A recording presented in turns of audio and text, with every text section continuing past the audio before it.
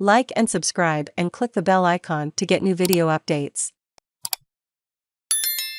Australian spy chiefs meet with Solomon Islands PM Sogavare over draft security deal with China. Two of Australia's top intelligence chiefs have quietly travelled to Solomon Islands to meet Prime Minister Manasseh Sogavare and raise the government's deep concerns over a security agreement that the Pacific island nation is on the cusp of signing with China. Late on Wednesday, Mr Sogavare's office issued a statement revealing he'd held what he called a positive meeting with a special envoy sent to Honiara by Prime Minister Scott Morrison. Mr Sogavare's office also posted a picture of him standing with Paul Symon, who is the head of the overseas spy agency the Australian Secret Intelligence Service, ASIS, and the Director General of the Office of National Intelligence Andrew Shearer. A spokesman for Mr Morrison declined to comment on the visit by Mr Symon and Mr Shearer. But Mr Sogavare's office said the men discussed Australia's core security concerns about the broadly worded security agreement, which Australian officials and politicians fear could lay the legal groundwork for a Chinese military presence in Solomon Islands in the future. The meeting provided a platform for the two countries to better understand each other, in particular on Solomon Islands' decision to its broadened security partnership with China and other countries, the statement says. Solomon Islands reassured Australia that its security concerns are domestically focused and complements current bilateral security agreement with Australia and the regional security architecture. The statement called the meeting a talanoa session, using a word which means an inclusive and transparent dialogue designed to share perspectives and reach agreements based on mutual respect. It also declared that Australia remains our partner of choice, and said trust was being cemented between the two sovereign states.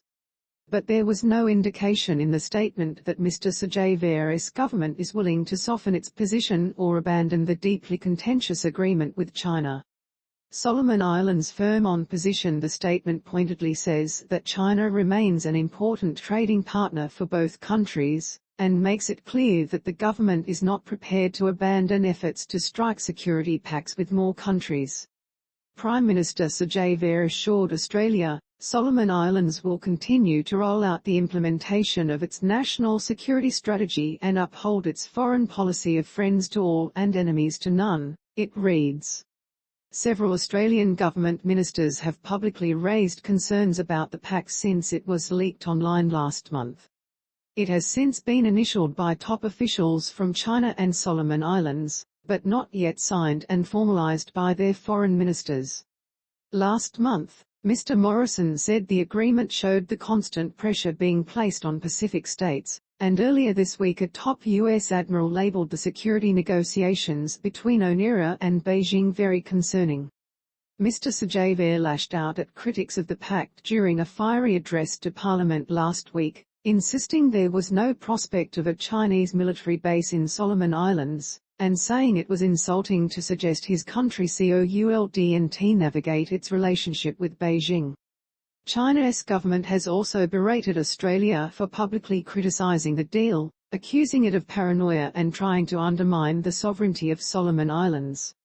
Some Pacific neighbours uneasy about deal. Read more. Mr Morrison and the Pacific Minister Zed Seselja have rung several Pacific counterparts to try and coordinate a united regional response to the development.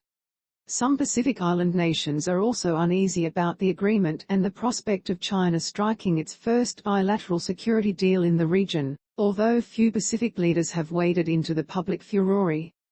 The Prime Minister of Papua New Guinea James Marape told the ABC earlier this week that other states in the region were conscious of events in Solomon Islands and wanted to discuss the matter at the Pacific Islands Forum leaders meeting this year.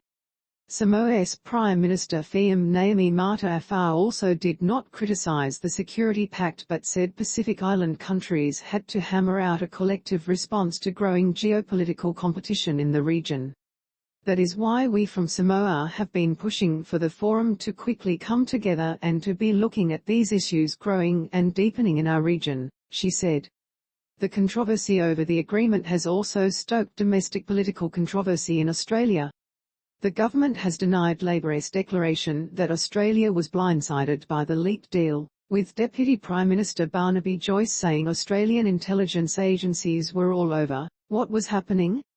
Foreign Minister Marise Payne also told Senate estimates that Australia had been aware of security